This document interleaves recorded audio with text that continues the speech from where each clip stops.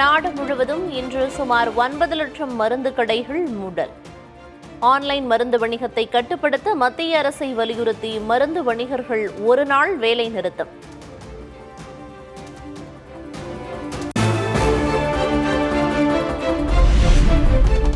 ஆறு அம்ச கோரிக்கைகளை வலியுறுத்தி வேலை நிறுத்த போராட்டம் நடத்தும் மருந்து வணிகர்கள். ஆன்லைன் மூலம் பார்மசி தொழிலை அழிவுக்கு உள்ளாக்குவதை தடுக்க வேண்டும் என கோரிக்கை.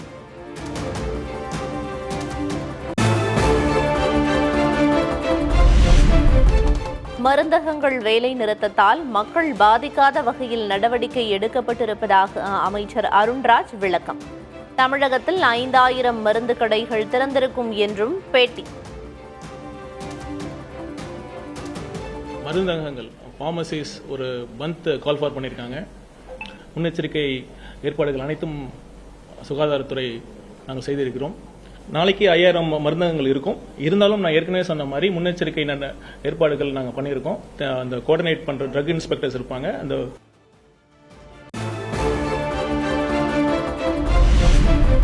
தமிழ்நாடு அமைச்சரவை நாளை விரிவாக்கம் என தகவல். அமைச்சரவையில் காங்கிரசுக்கு 2 இடங்கள் வழங்க தாவேக முடிவு.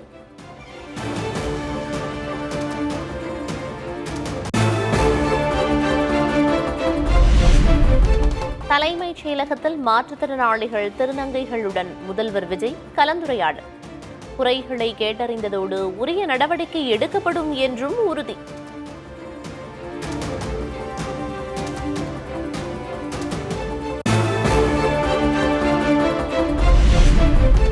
இன்று காலை 9:30 மணிக்கு 10ஆம் வகுப்பு தேர்வு முடிவுகள் வெளியீடு.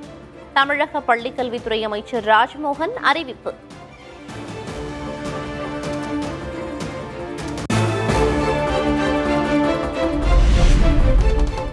இருமொழிக் கொள்கையில் வேறு மாற்றுக் கருத்து இல்லை என அமைச்சர் ராஜ்மோகன் மீண்டும் உறுதி. கடந்த 2 ஆண்டுகளாக கல்விக்கான நிதி வரவில்லை என்றும் விமர்சனம். இருமொழிக் கொள்கை என்பது எங்களுடைய கட்சியினுடைய பிரகடனப்படுத்தப்பட்ட கொள்கை. அதுல மாற்று கருத்தே கிடையாது. இப்ப எந்த மறைமுக அழுத்தத்திற்கும் நாம அடிப்படையாது. 2 ஆண்டுகளாக அந்த நிதி நமக்கு வந்து சேரல. அது ஒரு மிகப்பெரிய துயரம். அந்த நிதி அந்த மாணவர்களுக்கான நிதி, மாணவிகளுக்கான நிதி. எந்த காரணம் கொண்டும் அதை தடை செய்வது துயரமானது. அதை ஏற்றுக்கொள்ளவே முடியாது. எவ்வித மறைமுக அழுத்தத்திற்கும் அடிபணிய மாட்டோம். PM ஸ்ரீ திட்டம் குறித்த கேள்விக்கு அமைச்சர் ராஜ்மோகன் விளக்கம். இங்கிலீஷ் என்பது போதுமானதாக இருக்கிறது. அப்ப எந்த மறைமுக அழுத்தத்திற்கும் நாம அடிப்படையாது. நீங்க எடுத்த கொள்கையில் சமரசமின்றி கொள்கை சமரசம் என்ற பேச்சுக்கே இங்க இடமில்லை.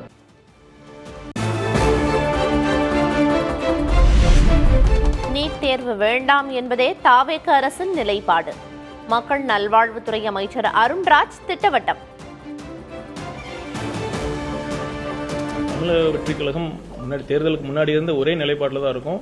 நீட் கிராமப்புற மாணவர்களுக்கு எதிரானது, மாநில உரிமைகளுக்கு எதிரானது.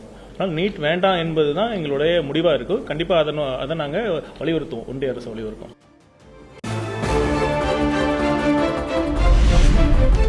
பெட்ரோல் டீசல் விலை மீண்டும் உயர்வு. 4 நாட்களில் லிட்டருக்கு சுமார் 4 ரூபாய் வரை உயர்த்தப்பட்டதால் வாகன ஓட்டிகள் அதிர்ச்சி.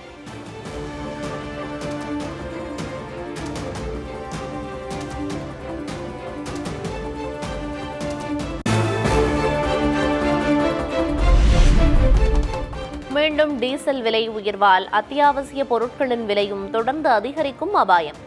உணவு மற்றும் மளிகை பொருட்களின் விலை உயர்த்தப்படும் சூழல்.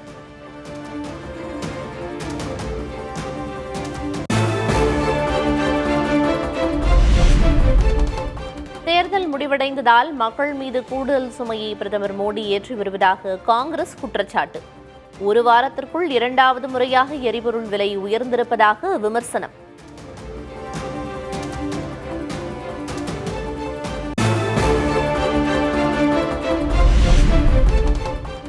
இந்தியர்கள் தங்கள் வாழ்நாளில் கண்டிராத பொருளாதார நெருக்கடி வரப்போகிறது. பொருளாதார புயலை தடுக்க நடவடிக்கை எடுக்காமல் பிரதமர் மோடி வெளிநாட்டு பயணங்களில் இருப்பதாக ராகுல் காந்தி தாக்கு.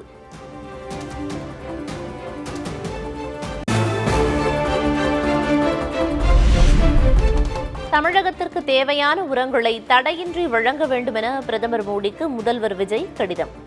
உரப்பற்றாக்குறையால் உணவு பாதுகாப்புக்கு அச்சுறுத்தல் ஏற்பட வாய்ப்பிருப்பதாகவும் கருத்து.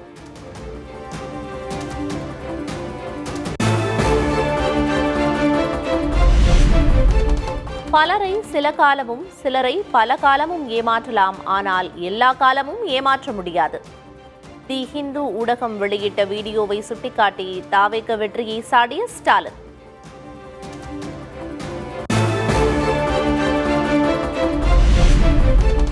வரும் 23ஆம் தேதி திமுக இளைஞரணி கூட்டம் நடைபெறும் என உதயநிதி ஸ்டாலின் அறிவிப்பு. ஆக்கப்பணிகள், அடுத்த கட்ட நடவடிக்கைகள் குறித்து ஆலோசிக்க திட்டம்.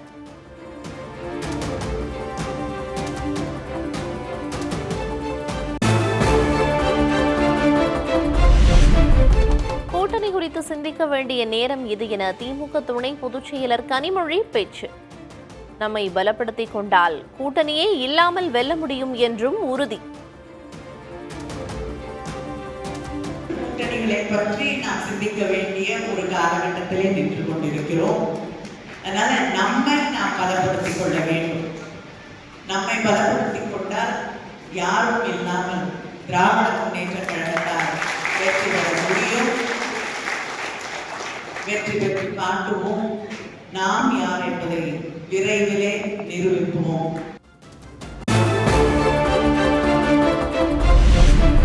தேர்தல் முடிவுக்கு பின் அதிமுக தலைமை அலுவலகத்திற்கு முதன்முறையாக வந்த எடப்பாடி பழனிசாமி. அதிமுகவுக்குள் பிளவு ஏற்பட்டுள்ள நிலையில் நிர்வாகிகளுடன் ஆலோசனை.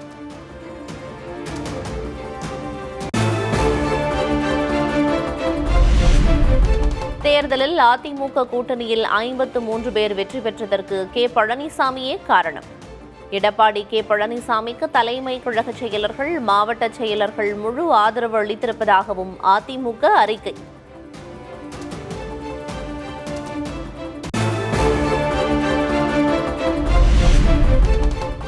அதிமுகவில் தொடரும் பதவி பறிப்பு படலம். பெரம்பலூர் மாவட்ட செயலர் தமிழ்ச்செல்வனை பதவியிலிருந்து நீக்கி எடப்பாடி பழனிசாமி நடவடிக்கை.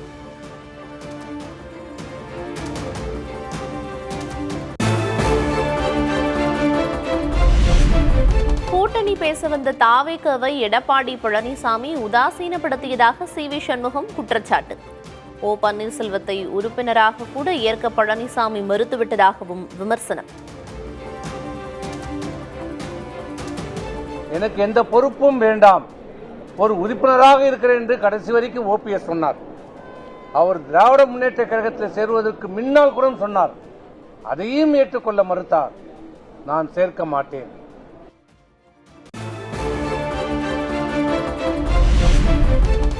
பேசி தீர்க்கலாம் என்ற பழனிசாமியின் அழைப்புக்கு சி.வி. சண்முகம் தரப்பு வரவேற்பு. பொதுக்குழுவை கூட்டுங்கள், அதில் முடிவெடுக்கலாம் என்றும் பேட்டி. இன்றைக்கு சொல்லுகிறார் பேசிக் கொள்ளலாம் என்று சொல்லுகிறார். எங்களுக்கு அதுக்கு மாற்று கருத்தே இல்லை. நாங்கள் அதை வரவேற்கிறோம். முதல் நாளிலிருந்தே நாங்கள் இதை தான் சொல்லுகிறோம். என்ன சொல்லுகிறோம்?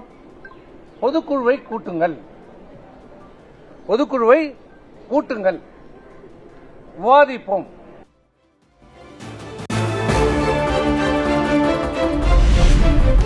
அதிமுகவின் ஆதரவை தாவேக பெற்றால் தங்களது முடிவை மறுபரிசீலனை செய்ய நேரிடும் என சிபிஎம் மாநில செயலர் சண்முகம் பேச்சு. அமைச்சரவையில் அதிமுகவை சேர்ப்பது மக்கள் தீர்ப்பிற்கு எதிரானது எனவும் விமர்சனம். அதிமுகவுடைய ஒரு கோஷ்டியை சேர்த்துக் கொள்வதோ, அதிமுகவோடு சேர்ந்து கொண்டு ஆட்சி அமைப்பதோ என்கிற முடிவுக்கு தாவேக செல்லுமானால் நிச்சயமாக எங்களுடைய முடிவை நாங்கள் மறுபரிசீலனை செய்வோம். தாவேகவின் வெற்றி என்பது சுனாமியோ பேரலையா அல்ல என பாமக தலைவர் அன்புமணி விமர்சனம். திமுகவை வீழ்த்த வேண்டும் என்ற பாமகவின் நோக்கம் தேர்தலில் நிறைவேறிவிட்டதாகவும் பேச்சு.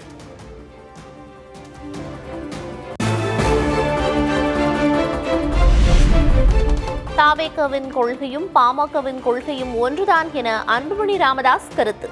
தமிழக மக்களுக்கு யார் நல்லது செய்தாலும் பாமக ஆதரிக்கும், கெட்டது செய்தால் எதிர்க்கும் எனவும் பேச்சு. எங்க கட்சி கொள்கைகளும் உங்க கட்சி கொள்கைகளும் 90% ஒன்னதான் இருக்கு. எதிர்கட்சி, எதிரி கட்சி, அந்த கட்சி, இந்த கட்சி கிடையாது. தமிழ்நாட்டு மக்களுக்கு என்ன தேவைகளோ அதை நாங்கள் செய்வோம். தமிழ்நாட்டு மக்களுக்கு நல்லது செஞ்சா நாங்க வரவேற்போம், கெட்டது செஞ்சா கடுமையா நாங்க எதிர்ப்போம்.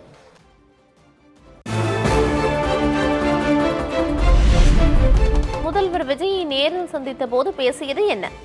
நிர்வாகிகள் கூட்டத்தில் பாமக தலைவர் அன்புமணி பகிர்ந்த தகவல். நானும் முதலமைச்சர் விஜய் அவர்களும் கிட்டத்தட்ட அரை மணி நேரம் நாங்க பேசணும். இன்னைக்கு தமிழ்நாட்டில் உள்ள மைய பிரச்சனைகள், தமிழ்நாட்டில் உள்ள மக்கள் என்ன நிலையில் இருக்கின்றார்கள் என்று நீங்கள் தெரிந்து கொள்ள வேண்டும். சமூக நீதி கணக்கெடுப்பு என்ற சாதிவாரி கணக்கெடுப்பை நீங்கள் அவசியமா நடத்தணும்னு சொன்னேன்.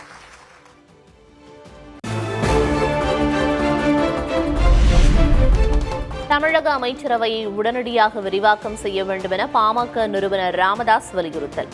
காலதாமதம் காரணமாக அரசின் செயல்திறன் பாதிக்கப்படும் அபாயம் உருவாகியிருப்பதாகவும் விமர்சனம்.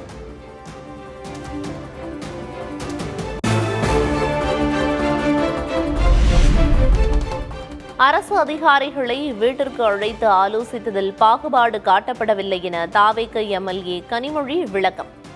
எம்எல்ஏ அலுவலகம் தயாராகாததால் தனது ஜோதிட அலுவலகத்தில் வைத்து ஆலோசித்ததாக விளக்கம். என்னோட ஆஃபீஸில் இருக்கையில் இருக்கும்போது தான் நான் பேசியிருக்கேன். ஏன் இப்போ இந்த டைமில் பண்ணேன் அப்படின்னு பார்த்தீங்கன்னா, இன்னும் எங்களோட எம்எல்ஏ ஆஃபீஸ் ரெடி ஆகிட்டு இருக்கு. அதுக்கான பெயிண்டிங் ஒர்க் போயிட்டு இருக்கு. அது முடிஞ்சதுக்கப்புறம் நம்ம அங்கேயே ஷிஃப்ட் பண்ணிடுவோம். ஸோ யாரும் தவறாக நினச்சிக்க வேண்டாம்.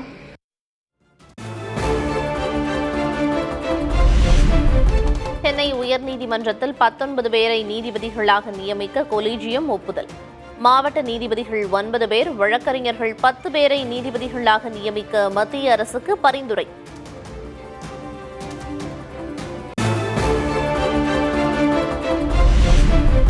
தேனி, ஈரோடு, திண்டுக்கல், கோவை, நீலகிரியில் இன்று கனமழை பெய்யும். 5 மாவட்டங்களில் 2 நாட்களுக்கு கனமழை பெய்யும் என வானிலை ஆய்வு மையம் எச்சரிக்கை.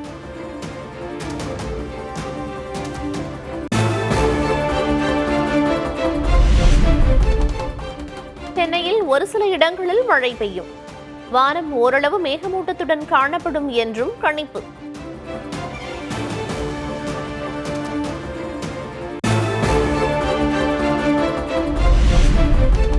திருவண்ணாமலை மாவட்டம் செய்யாறு சுற்றுவட்டார பகுதிகளில் கனமழை. பலத்த காற்றில் இழுத்துச் செல்லப்பட்ட ஆட்டோ.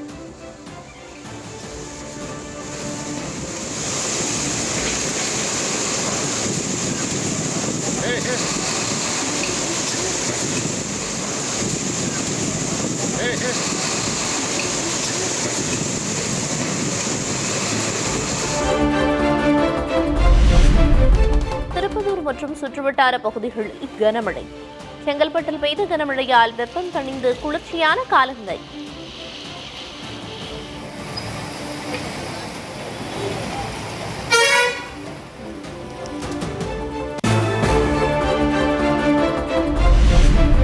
நீலகிரி மாவட்டம் குன்னூர் சுற்றுவட்டார பகுதிகளில் கனமழை. தொடர் மழையால் குளிர்ச்சியான காலநிலை.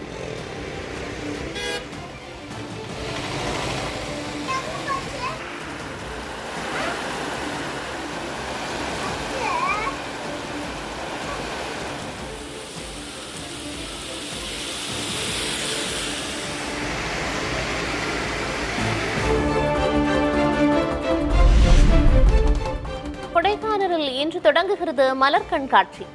சுற்றுலா, கலை, பண்பாட்டுத்துறை, தோட்டக்கலைத்துறை சார்பில் பல்வேறு நிகழ்ச்சிகளுக்கு ஏற்பாடு.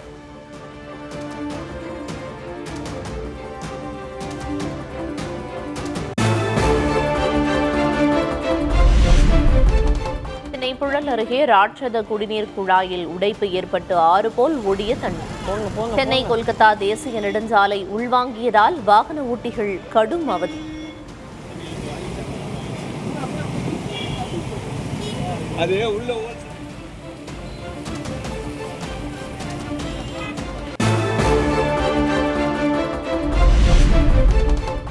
சென்னை மவுண்ட் ரோட்டில் வியாபாரிகள் திடீரென போராட்டத்தில் ஈடுபட்டதால் போக்குவரத்து பாதிப்பு. வாகன உதிரி பாகங்கள் விற்பனை கடைகளில் தீ விபத்து ஏற்பட்ட நிலையில் உடனடி நிவாரணம் வழங்க கோரிக்கை. பழைய டயரு பழைய டீப்பு பிளாப்பு வாங்கி விற்கிறதா எங்களோட தொழில. எங்களுக்கு இப்போ என்ன வேணும்னு கேட்டிங்கன்னா இந்த இடத்துக்கூட பாதுகாப்பு. 80 கடை இழந்திருக்கோம், எங்களோட வாழ்வாதாரத்தை இழந்திருக்கோம்.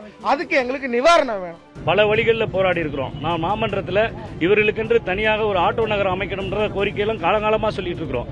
இதுவரைக்கும் அதையும் செய்யல.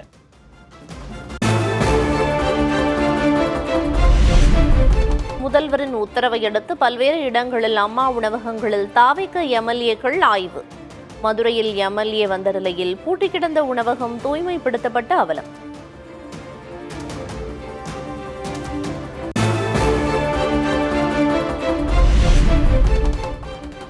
நார்வேயில் நடக்கும் 3வது இந்தியா நாட்டுக்கு உச்சி மாநாட்டில் பிரதமர் மோடி பங்கேற்பு.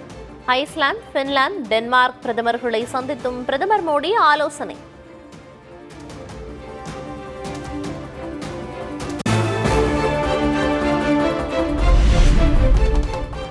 நார்வே பயணத்தை முடித்து இத்தாலி சென்றடைந்தார் பிரதமர் நரேந்திர மோடி. உற்சாக வரவேற்பு அளித்த இந்தியர்கள்.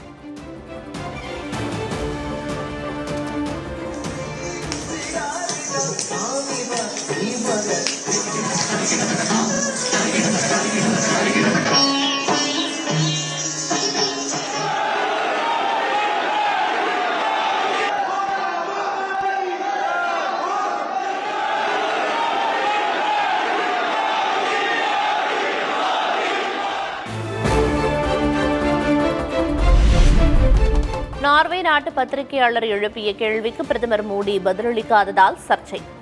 கேள்விகளை கண்டு பயந்து ஓடுவது உலக அரங்கில் இந்தியாவின் பிம்பத்தை என்னவாக்கும் என ராகுல் காந்தி கேள்வி.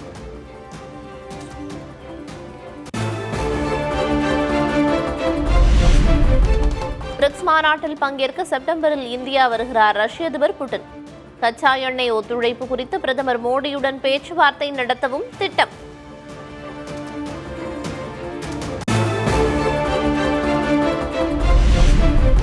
சீன தலைநகர் பெய்ஜிங் சென்றார் ரஷ்ய அதிபர் விளாடிமிர் புட்டின். ட்ரம்பை தொடர்ந்து புட்டினும் சீனா சென்றிருப்பதால் உற்று நோக்கும் உலக நாடுகள்.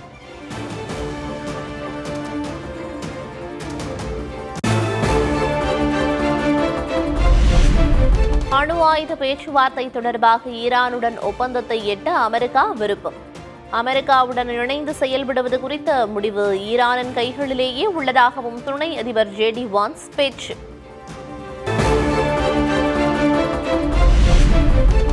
ஆப்பிரிக்க கண்டத்தின் காங்கோ நாட்டில் பரவும் எபோலா நோய் தொற்று உயிரிழப்புகள் 131ஆக உயர்வு. தொற்று பரவும் வேகம் குறித்து உலக சுகாதார அமைப்பு கவலை.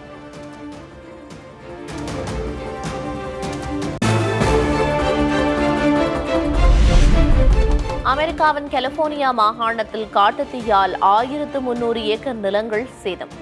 பற்றி எரியும் காட்டுத்தீயை அணைக்க தீயணைப்புத் துறையினர் போராட்டம்.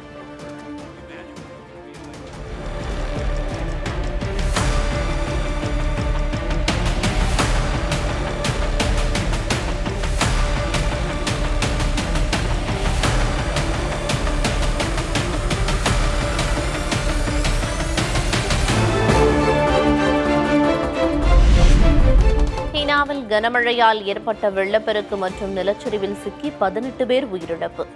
பாதிக்கப்பட்ட இடங்களிலிருந்து மக்கள் வெளியேற்றப்பட்டு பாதுகாப்பான இடங்களில் தங்க வைப்பு.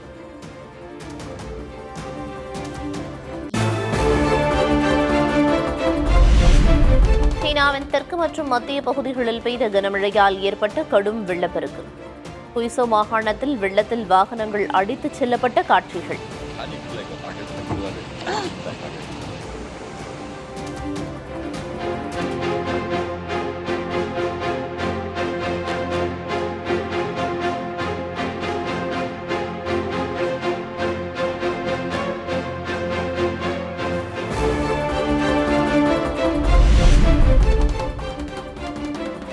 ஐபிஎல் தொடரின் லீக் போட்டியில் லக்னோ அணியை வீழ்த்தி ராஜஸ்தான் அபார வெற்றி. சிக்ஸர் மழை பொழிந்த சூரியவன்ஷி 38 பந்துகளில் 93 ரன்கள் விளாசினார்.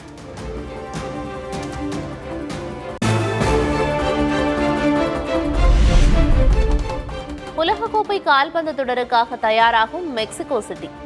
மெட்ரோ ரயில் நிலையங்கள், சாலைகளை சீரமைக்கும் பணிகள் மும்முரம்.